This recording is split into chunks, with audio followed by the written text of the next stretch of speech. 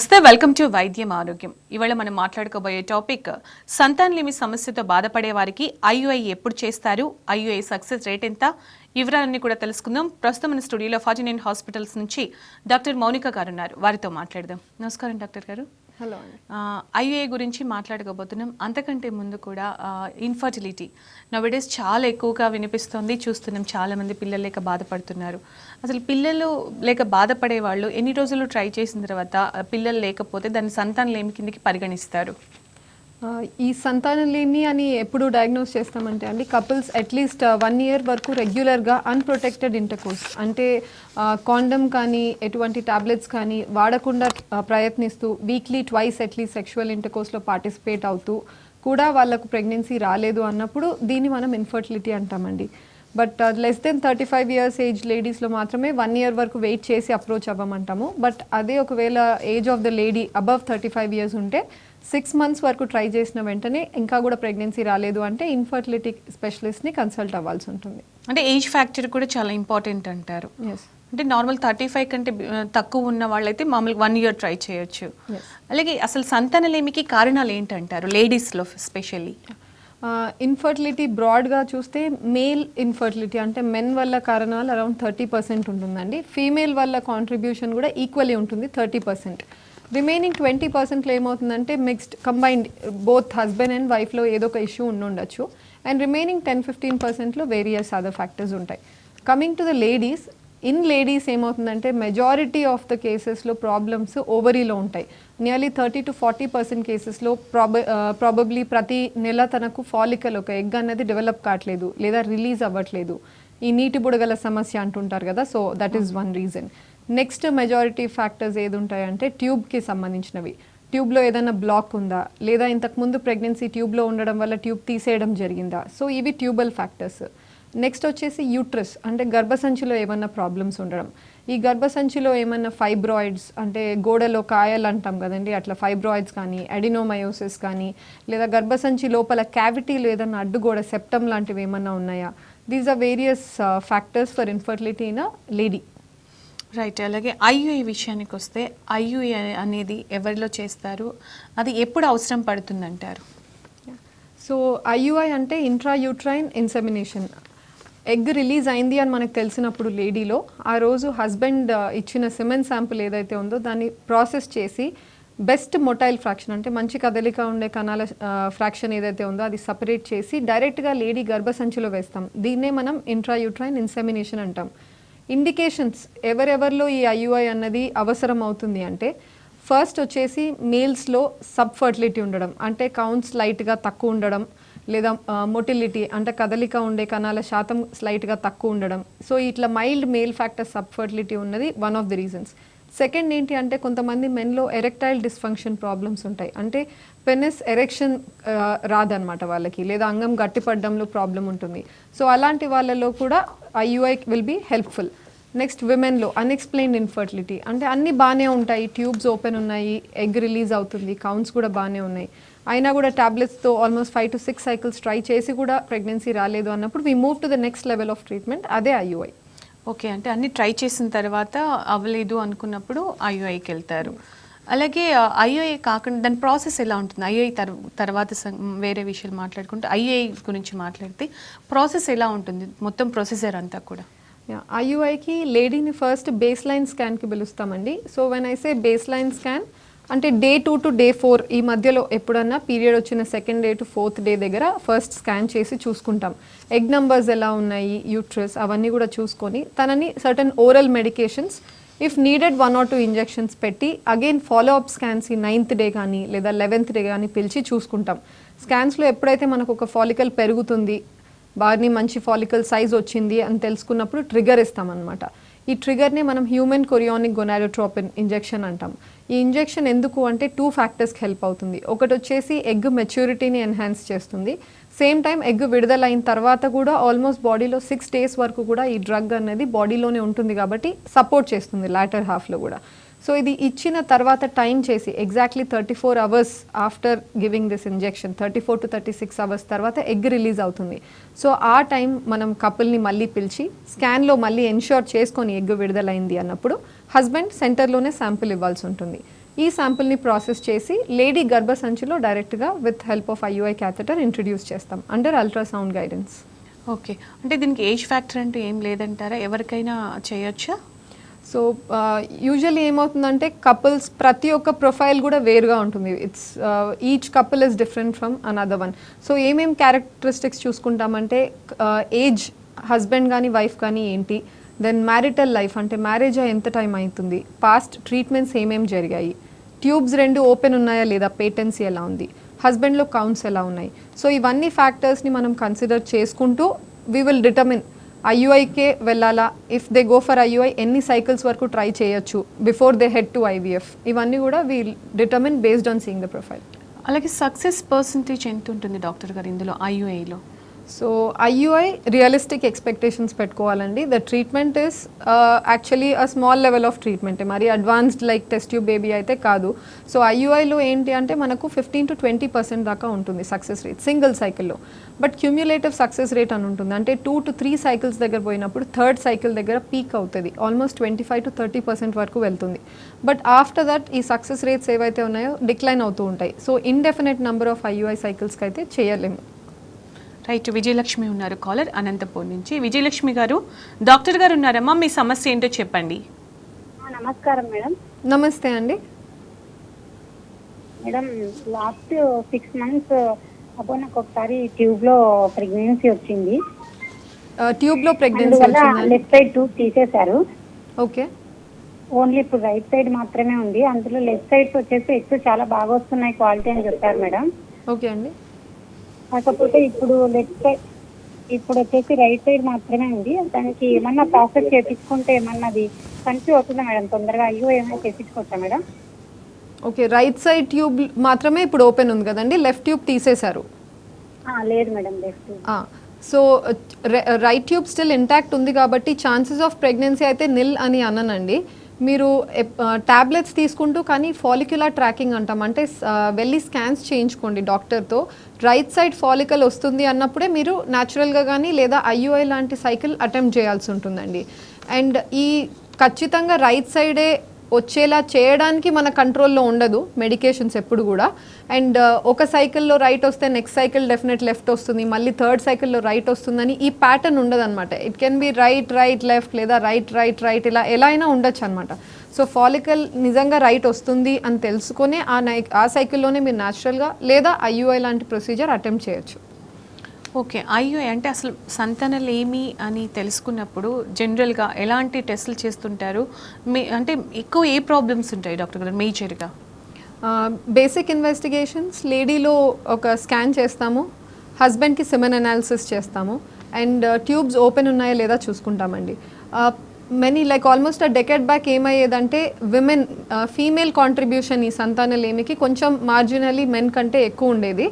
But నవడేస్ చూస్తున్నది ఏమవుతుందంటే males contribution కూడా ఈక్వల్ అయిపోయింది అనమాట. అంటే మేల్స్లో కూడా ఇన్ఫర్టిలిటీ అన్నది ఇంక్రీజ్ అవుతుంది కాబట్టి ఆ సెమెన్ అనాలిసిస్ కౌంట్స్లో ప్రాబ్లం ఉండడము లేదా మొటిలిటీలో ప్రాబ్లం ఉండడం ఇది చాలానే చూస్తున్నాం మెన్లో కూడా. ఓకే, అంటే ఈక్వల్గా ప్రాబ్లమ్స్ ఉంటున్నాయి. ఈక్వల్గా వస్తుంది. మెయిన్ అంటే మేల్లో ఇన్ఫర్టిలిటీకి రీజన్స్ ఏంటంటారు? మేల్స్లో ఇన్ఫర్టిలిటీకి రీజన్స్ క్లాసిఫై చేస్తామండి. అంటే pre testicular, testicular, post testicular అని చూస్తామన్నమాట. ఎప్పుడైతే కౌంట్స్లో ఏదైనా ప్రాబ్లం ఉంది, బాగా తక్కువ కౌంట్స్ కనపడుతున్నాయి లేదా నిల్ అంటే ఆల్మోస్ట్ 0 స్పర్మ్స్ కనపడుతున్నాయి అన్నప్పుడు వీల్ హ్యావ్ టు సీ ఒకటి బ్రెయిన్ నుంచి ఏమైనా ప్రాపర్గా సిగ్నల్స్ టెస్టిస్కి అందట్లేదా, లేదా టెస్టిస్ ఎక్కడైతే ప్రొడక్షన్ జరుగుతుందో అక్కడ ఏమన్నా ఇష్యూస్ ఉన్నాయా జెనెటిక్గా కానీ, లేదా పాస్ట్ హిస్టరీ ఆఫ్ ఇన్ఫెక్షన్స్ ఏమన్నా ఉండడం, ట్రామా అంటే ఏదైనా రోడ్ ట్రాఫిక్ యాక్సిడెంట్స్, ఆ రీజనల్ ఏరియాస్లో సర్జరీస్ జరగడం హర్నియాకి కానీ వారికోసిల్కి కానీ, అండ్ లేదా టెస్టిస్లో ప్రొడక్షన్ కూడా బాగానే ఉండి బయటకు వచ్చే దారిలో ఏమైనా డక్ట్స్ బ్లాక్ అయ్యాయా, any sexually transmitted diseases infections వల్ల కూడా ఫైబ్రోసిస్ అయ్యి ఆ డక్ట్స్ ఎప్పుడైతే బ్లాక్ అవుతాయో ప్రొడ్యూస్ అయిన స్పర్మ్స్ బయటికి రాలేకున్నాయి అనమాట. ఇలాంటి కేసెస్లో మేము IVF చెప్తాం. టెస్ట్ ట్యూబ్ బేబీ పద్ధతిలో ఏమవుతుందంటే డైరెక్ట్గా టెస్టిస్లోని నీడిల్ వేసి స్పర్మ్స్ ఆప్టైన్ చేసే పద్ధతి ఉంటుంది. దీన్నే టీసా అంటాం, testicular sperm extraction. Right, caller ఉన్నారు నిహారిక భద్రాచలం నుంచి. నిహారిక గారు, డాక్టర్ గారు ఉన్నారమ్మా, మాట్లాడండి. మ్యారేజ్ అయ్యి 3 months అవుతుందండి. ఓకే అండి. ఫస్ట్ మంత్ లో పీరియడ్స్ వచ్చాయి కానీ 2 months నుంచి పీరియడ్స్ రావట్లేదు. ఓకే. ప్రెగ్నెన్సీ టెస్ట్ చేస్తే నెగిటివ్ అని వస్తుంది. ఓకే, ఇంతకు ముందు ఎప్పుడు ఈ ప్రాబ్లం లేకుండేనా అండి మీకు? ఇర్రెగ్యులర్ 6 months బ్యాక్ ఉండే. ఓకే, సో ఇది ఇర్రెగ్యులర్గా సైకిల్స్ ఉన్నాయి అంటే కొంచెం we have to rule out అండి. ఫస్ట్ ఒకటి థైరాయిడ్ టెస్ట్ చేసుకోవాల్సి ఉంటుంది, ఇంకొక హార్మోన్ ప్రొలాక్టిన్ అని ఉంటుంది. ఇది కాకుండా చాలామంది బాధపడుతున్నది పీసీఓడి అంటే పాలిసిస్టిక్ ఓవేరియన్ డిసీజ్, నీటి బుడగల సమస్య. సో ఈ 3 ప్రాబ్లమ్స్ ఏమైనా ఉన్నాయా అన్నది రూల్ అవుట్ చేసుకోండి. ఎందుకంటే థైరాయిడ్ సమస్య ఉంది అంటే అకార్డింగ్లీ ట్రీట్మెంట్ తీసుకోవాల్సి ఉంటుంది, హార్మోన్ రిప్లేస్మెంట్ థెరపీ థైరాక్సిన్ హార్మోన్తో. లేదు ప్రొలాక్టిన్లో ఏమైనా అబ్నార్మాలిటీ ఉంది లెవెల్స్లో అంటే దానికి కూడా మెడికేషన్ ఉంటుంది. పీసీఓడి సమస్య ఉంది అని తెలుసుకుంటే మాత్రం మీరు ఎక్సర్సైజెస్ కానీ డైటరీ మోడిఫికేషన్స్ కానీ if needed the doctor will place you on some medications. వీటితో డెఫినెట్గా సైకిల్స్ రెగ్యులరైజ్ చేసుకుంటే బెటర్. అండ్ మ్యారేజ్ అయిపోయింది కాబట్టి ఇప్పుడు మీకు రెగ్యులర్ సైకిల్స్ ఉంటేనే మీకు ఒక ఎగ్ రిలీజ్ అవుతుందా లేదా, ఏ టైంలో కలిస్తే ప్రెగ్నెన్సీ ఛాన్సెస్ ఉంటాయి అన్నది మీకు అష్యూరెన్స్ ఇవ్వగలరు డాక్టర్. మెదక్ నుంచి కాలర్ లైన్లో ఉన్నారు సత్యనారాయణ గారు. సత్యనారాయణ గారు, డాక్టర్ గారు ఉన్నారు, మీ సమస్య ఏంటో చెప్పండి. మేడం, మాకు మ్యారేజ్ అయ్యి 5 years అవుతుంది. ఓకే అండి. ఎస్ఏ టెస్ట్ కూడా అయిపోయింది మేడం. అది మా వైఫ్ గర్భసంచి టెస్ట్ కూడా అయిపోయింది మేడం. స్కానింగ్ కూడా అన్నీ అయిపోయినాయి మేడం. మెదక్లో చూపించుకున్నాము. మేడం గారు టాబ్లెట్స్ ఇచ్చిన కానీ ఎలాంటి రిజల్ట్ లేదు మేడం. ఓకే, ట్రీట్మెంట్స్ ఏమేమి అయ్యాయండి? ఎస్ఏ టెస్ట్ అయిపోయింది మేడం, మా టెస్ట్. ఓకే, మిస్సెస్ది గర్భసంచి స్కానింగ్ తీశారు మేడం, జానకి మేడం మెదక్లో. ఓకే అండి. అంతా బాగుందని చెప్పారు మేడం. మరి ఎందుకు ప్రాబ్లం అని ఇది చాలా మంది అందరూ కంప్లైంట్ చేసేదే అండి. అందరు కూడా అడుగుతారు ఏంటి అంటే టెస్ట్స్, బేసిక్ టెస్ట్ నేను చెప్పినట్టు మీ వైఫ్కి స్కాన్ చూశారు, మీ కణాల టెస్ట్ చేశారు అండ్ ట్యూబ్స్ ఓపెన్ ఉన్నాయా లేదా చూసుకుంటారు. ఇవి 3 బాగానే ఉన్నాయి అన్నప్పుడు అయినా కూడా ప్రెగ్నెన్సీ రావట్లేదంటే దీన్ని మనం అన్ఎక్స్ప్లెయిన్డ్ ఇన్ఫర్టిలిటీ అంటామండి. అన్ఎక్స్ప్లెయిన్డ్ ఇన్ఫర్టిలిటీ అంటే మనకు ప్రాబ్లం లేదు అని కాదు, కానీ మనకున్న టెక్నాలజీ లేదా ఇన్వెస్టిగేషన్స్లో మనం ఆ మైక్రోస్కోపిక్ లెవెల్లో ప్రాబ్లమ్ని మనం కనుక్కోలేకున్నాం. ఎలా అంటే మనకు గుడ్డు విడుదల అవుతుంది అని తెలుసు, కానీ గుడ్డు క్వాలిటీ ఎలా ఉంది, ట్యూబ్లోకే వెళ్తుందా లేదా, ఎందుకంటే స్కాన్లో మనకు ట్యూబ్స్ కనపడవు, గర్భసంచి అండాశయాలు మాత్రమే కనపడతాయి. అండ్ సిమిలర్లీ ట్యూబ్ ఓపెన్ ఉండొచ్చు కానీ ట్యూబ్లో లైనింగ్ ఎలా ఉంది, దాని ఫంక్షన్ అంటే మూమెంట్ అంటాం, అది ఎలా ఉంది అన్నది మనకు అర్థం కాదు టెస్ట్స్లో. సిమిలర్లీ స్పర్మ్స్ నంబర్స్ చూస్తామండి, కదలిక ఉండే కణాల శాతం మనం టెస్ట్ చేసుకోగలం, కానీ స్పర్మ్లో డిఎన్ఏ అని ఉంటుంది, జెనెటిక్ మెటీరియల్. సో ఆ డిఎన్ఏ ఫ్రాగ్మెంటేషన్ ఇండెక్స్ అని కొన్ని ఎక్స్ట్రా టెస్ట్ ఉంటాయి. అండ్ స్పర్మ్ క్వాలిటీని డిటర్మిన్ చేయాలంటే 100% మనం రూల్ అవుట్ చేయం. సెమెన్ అనాలిసిస్తో మనం 30% కాంపిటెన్సీ మాత్రమే తెలుసుకోగలం. సో ఈ తెలియని విషయాలన్నింటినీ మనం అన్ఎక్స్ప్లెయిన్డ్ ఇన్ఫర్టిలిటీగా గ్రూప్ చేస్తాం. ఇటువంటి కేసెస్లో మనం పెద్దగా ఏం చేయలేమండి. వాట్ విల్ స్టార్ట్ అంటే బేసిక్ ట్రీట్మెంట్తోనే ట్యాబ్లెట్స్తో స్టార్ట్ చేస్తాం. న్యాచురల్గా ట్రై చేసి కాలేదు అంటే ఐయుఐకి మూవ్ అవుతాం. ఐయుఐలో కూడా 3 cycles లేదా ఆల్మోస్ట్ 6 cycles వరకు ట్రై చేసి కూడా కాలేదు అన్నప్పుడు ఐవీఎఫ్కి వెళ్తాం. బట్ సమ్వేర్ డెఫినెట్గా బెనిఫిట్ అయితే ఉంటుంది. రైట్, మరో కాలర్ లైన్లో ఉన్నారు. హలో, నాకు పీసీఓడి ఉంది మ్యామ్. ఓకే అండి. అంటే రెగ్యులర్గా పీరియడ్ వస్తుంది, కాకపోతే ప్రెగ్నెన్సీ అనేది కన్ఫర్మ్ అవ్వట్లేదు. ఓకే, మ్యారేజ్ ఎంత టైం అవుతుందండి? 7 years అవుతుంది. ఓకే, ఈ ట్రీట్మెంట్స్ ఏమేమి అయ్యాయండి? ఐయుఐ కూడా అయిపోయిందా? లేదు, టాబ్లెట్లే వాడుతున్నాము. ఓకే, పీసీఓడి అన్న ప్రాబ్లంలో 3 criteria ఉంటాయండి. ఈ 3లో ఎనీ 2 ఉన్నా మనకు పీసీఓడి ప్రాబ్లం ఉంది అన్నట్టు డయాగ్నోస్ చేయొచ్చు. ఒకటి వచ్చేసి సైకిల్స్ రెగ్యులర్గా రాకపోవడం, ఇర్రెగ్యులర్. సెకండ్ వచ్చేసి మనకు స్కాన్లో పీసీఓడి పిక్చర్ కనిపించడం, అంటే ఒక్కొక్క అండాశయంలో ఎప్పుడు కూడా మనం ట్రాన్స్వెజైనల్ స్కాన్ ప్రెజెంట్ డే మెషిన్స్తో చేసినప్పుడు ఒక్కొక్క అండాశయంలో 20 కంటే ఎక్కువ ఎగ్స్ కనపడినప్పుడు, ఇది సెకండ్ క్రైటీరియా. థర్డ్ క్రైటీరియా వచ్చేసి మేల్ హార్మోన్, ప్రతి లేడీలో కూడా టెస్టోస్ట్రోన్ అన్న మేల్ హార్మోన్ కొంచెం అమౌంట్లో ఉంటుంది, కానీ పీసీఓడి ఉన్న వాళ్ళలో ఈ హార్మోన్ కొంచెం ఉండాల్సిన లెవెల్స్ కంటే ఎక్కువగా ఉంటుందండి. దీనివల్ల ఫేస్ మీద పింపుల్స్ ఎక్కువ రావడము, లేదా ఎక్కువ హెయిర్ గ్రోత్ ఉండడము, చిన్ మీద కానీ అప్పర్ లిప్ మీద కానీ సైడ్ బర్న్స్ మీద కానీ. సో ఈ 3 క్రైటీరియాలో ఎనీ 2 ఉన్నా మనకు పీసీఓడి ప్రాబ్లం ఉన్నట్టు అర్థము. మీరు ఇంతవరకు ట్యాబ్లెట్స్తోనే ట్రై చేశారండి. నాకు తెలిసి మీరు దాన్ని ఫాలికల్స్ ట్రాక్ చేసుకోవాలి, నిజంగా ఎగ్ గ్రో అవుతుందా లేదా చూసుకొని. వీటితో న్యాచురల్గా అవ్వట్లేదు అంటే మాత్రం డెఫినెట్గా ఐయుఐకి మూవ్ అవ్వాల్సి ఉంటుందండి. అలాగే ఇంతకుముందు ఐయుఐ గురించి క్లియర్గా చెప్పారు. ఇంకొక కాలర్కి ఐవీఎఫ్కు వెళ్ళొచ్చు అని చెప్పేశారు. అంటే ఎన్ని సైకిల్స్ ఐయుఐ యూజ్ చేసిన తర్వాత రిజల్ట్ లేకపోతే ఐవీఎఫ్కి వెళ్ళొచ్చు అంటారు? ఐవీఎఫ్ ప్రాసెస్ ఏంటి? సో ఐయుఐలో యూజువలీ 3 సైకిల్స్ వరకు ట్రై చేయొచ్చు.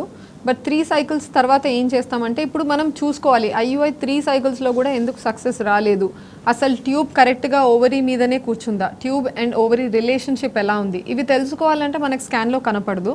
The only way to find out ఏంటి అంటే లాప్రోస్కోపీ. సో చాలామంది డయాగ్నోస్టిక్ లాప్రోస్కోపీ అంటారు. అంటే కెమెరా వేసి లోపల చూస్తారు. ఒకవేళ ట్యూబ్ సరిగ్గా ఓవరీ మీద కూర్చోలేదు, లోపల అదెషన్స్ అతుకులు ఉండడం వల్ల ఎక్కడో యూట్రస్ వెనకల గర్భసంచి వెనకల అతుక్కొనుంది, అప్పుడు అదెషన్స్ రిలీజ్ చేసి అతుకులన్నీ కూడా రిలీజ్ చేసి ట్యూబ్ ఓవరీ రిలేషన్షిప్ని రెస్టోర్ చేయడము. సో ఇలాంటి ఏమైనా వేరే సిస్ట్స్ ఏమన్నా ఉన్నాయా, ఎండోమెట్రియోసిస్ కండిషన్స్ అంటే గర్భసంచిలో ఉన్న లైనింగ్ బయట ఇంటెస్టైన్స్ మీద ట్యూబ్స్ మీద కూర్చొని ఉంటుంది, సో అట్లా కాటరీ చేసుకుంటారు. ఇలా లాప్రోస్కోపిక్ వెళ్ళి ఏదైనా కరెక్ట్ చేసుకొని you can try another 3 cycles వరకు ఐయుఐ. ఇంకా కూడా రాలేదు ఫలితం అన్నప్పుడు ఐవీఎఫ్కి వెళ్ళొచ్చు.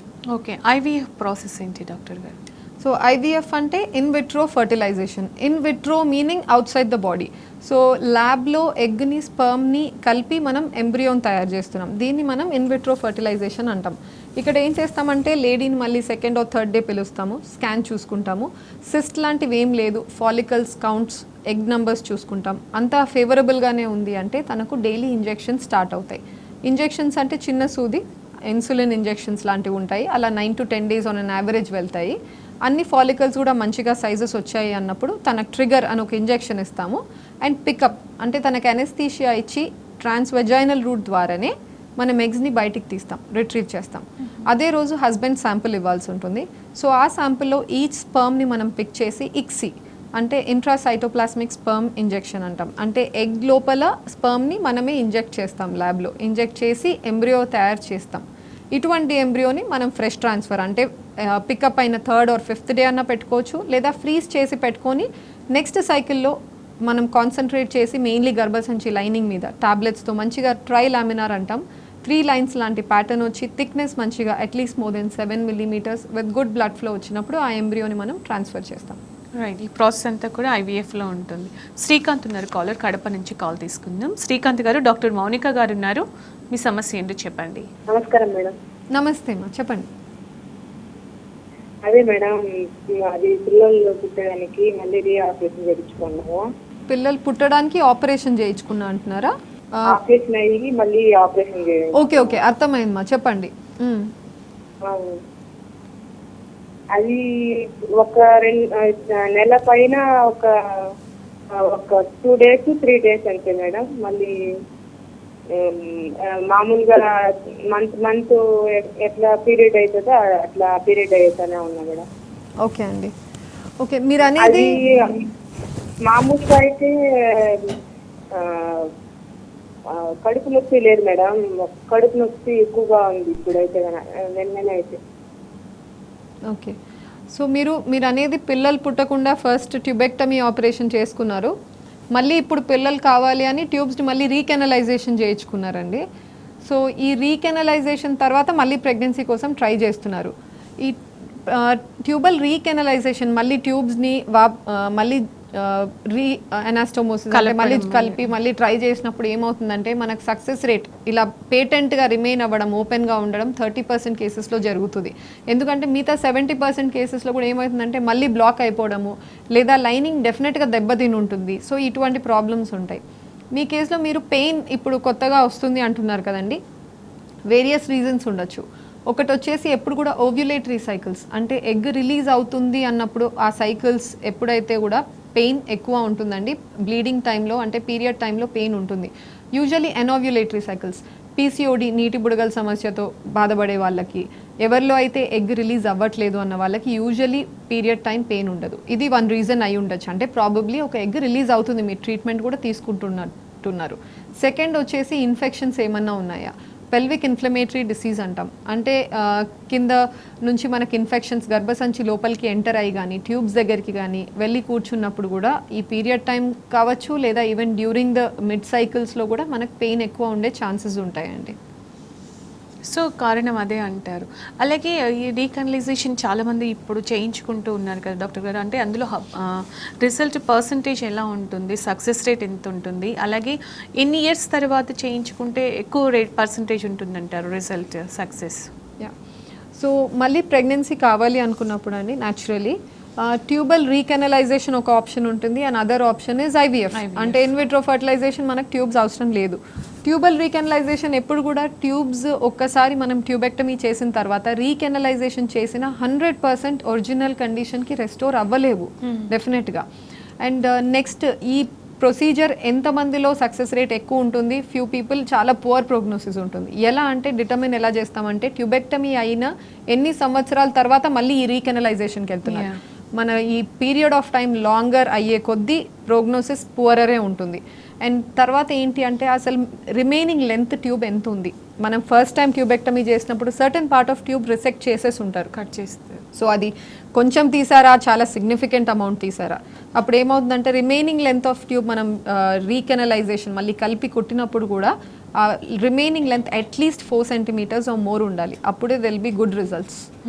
నెక్స్ట్ ఇంకా remaining is age of the lady కానీ and what kind of tubectomy. లాప్రోస్కోపీలో జస్ట్ క్లిప్స్ వేసి బ్లాక్ చేశారా, దేర్ బెస్ట్ రిజల్ట్స్ ఉంటాయి రీకెనలైజేషన్లో. కానీ ఓపెన్ సిజేరియన్ టైంలో ఎప్పుడైతే మనం ట్యూబ్ తీసేస్తామో, పార్ట్ ఆఫ్ ఇట్ రిసెక్ట్ చేసి ఈ పక్కన ఆ పక్కన కుట్టేస్తామో, వీటిల్లో usually the prognosis is not so great. Okay, వాళ్ళు ఐవీఎఫ్కి వెళ్ళొచ్చు అంటారంటే రిస్క్ పర్సంటేజ్ తక్కువ ఉంటుంది, సక్సెస్ రేట్ ఎక్కువ ఉంటుంది కదా ఇలా కావాలనుకున్న వాళ్ళు. అంటే ఏది బెస్ట్ అంటారు ఆప్షన్ వాళ్ళు చూస్ చేసుకోవాలనుకుంటే? ఈ ఆప్షన్స్ నేను ఇది బెస్ట్ అననండి, but because each one has its pros and cons రెండిటికి కూడా. ఎందుకంటే ప్రోస్ ఏంటి, ఇక్కడ ట్యూబల్ రీకెనలైజేషన్ అంటే న్యాచురల్గా ట్రై చేయడానికి కుదురుతుంది, ఎక్కువ number of visits they don't have to pay to the hospital, anaesthesia undergo అవ్వనవసరం లేదు పికప్ టైంకి అవన్నీ. But at the same time success rate ఐవీఎఫ్తో కంపారిజన్లో డెఫినెట్గా it is lower in tubal రీకెనలైజేషన్లో. ఐవీఎఫ్కి వెళ్తే మనకు బెటర్ సక్సెస్ రేట్స్ ఉంటాయి. కానీ ఐవీఎఫ్లో మళ్ళీ కాన్స్ ఏంటి అంటే ఇంజెక్షన్స్ ఉంటాయి, అనెస్థీషియా తీసుకొని పికప్కి వెళ్ళాల్సి ఉంటుంది. సో మనం ప్రోస్ అండ్ కాన్స్ రెండు కూడా ఎక్స్ప్లెయిన్ చేస్తాం ఎవరు వచ్చినా కూడా. ట్యూబల్ రీకెనలైజేషన్ చెప్తాము, ఐవీఎఫ్ చెప్తాము, and then we give the option. మా సైడ్ నుంచి వీ గివ్ అ సజెషన్, ఆ ప్రొఫైల్ ఆఫ్ ద లేడీ చూసుకొని after that she can also take a decision. వాళ్ళకి ఏది నచ్చితే దానికి వెళ్ళొచ్చు అంటారు. అలాగే ఇన్ఫర్టిలిటీతో సఫర్ అవుతున్న వాళ్ళకి 49 హాస్పిటల్లో లేటెస్ట్గా ఎలాంటి సదుపాయాలు అందుబాటులో ఉన్నాయంటారు? యా, సో అందరూ ఏమనుకుంటారంటే IVF is the end point, ఇంకా ఐవీఎఫ్లో కూడా మనకు ప్రెగ్నెన్సీ రాలేదు అంటే ఇంకా there is no hope. So అట్లాంటి ఫీలింగ్లో ఉంటారు. అట్లేం ఉండదండి. ఎందుకంటే ఐవీఎఫ్లో కూడా తయారైన ఎంబ్రియోని మనం ఎక్స్టర్నల్ అపియరెన్స్ ద్వారా గ్రేడ్ చేస్తాం, గ్రేడ్ 1, గ్రేడ్ 2 అని చెప్పేసి. కానీ ఇంటర్నల్గా జెనెటిక్ కాంపనెంట్ ఎలా ఉంది, క్వాలిటీ ఎలా ఉంది అనేది మనం కంప్లీట్గా డిటర్మిన్ చేయలేం. సో దీనికి we have an other step, extra step. ఏంటి అంటే ప్రీ ఇంప్లాంటేషన్ జెనెటిక్ టెస్టింగ్. తయారైన ఎంబ్రియో నుంచి కూడా మనం లేజర్ వాడి సర్టెన్ నెంబర్ ఆఫ్ సెల్స్ని ఎక్స్ట్రాక్ట్ చేసి దీన్ని మనం సెంటర్కి పంపిస్తాము. అక్కడ వాళ్ళు టెస్ట్ చేసి ఇది లో రిస్క్ ఎంబ్రియోనా, హై రిస్క్ ఎంబ్రియోనా అని మనకు రిపోర్ట్ ఇస్తారు. సో లో రిస్క్ ఎంబ్రియోనే ప్రిఫరబుల్లీ మనం నెక్స్ట్ సైకిల్లో లేడీకి ట్రాన్స్ఫర్ చేస్తాం. ఇక్కడ సక్సెస్ రేట్స్ అన్నవి కూడా ఐవీఎఫ్ సైకిల్ మామూలుగా 50 to 55% అన్నవి they will be pushed even further to another 10-15%, like almost 65 to 70 దాకా వెళ్తాయి. రైట్ డాక్టర్ గారు, సంతానలేమి సమస్యతో బాధపడుతున్న వాళ్ళకి లేటెస్ట్గా ఎలాంటి ట్రీట్మెంట్స్ అందుబాటులో ఉన్నాయి, 49లో ఎలాంటి చికిత్స అందుబాటులో ఉందో చాలా క్లియర్గా చెప్పారు. Thank you so much. ఇదే వాళ్ళ వైద్యం ఆరోగ్యం. Stay tune to T News. వైద్యం ఆరోగ్యం.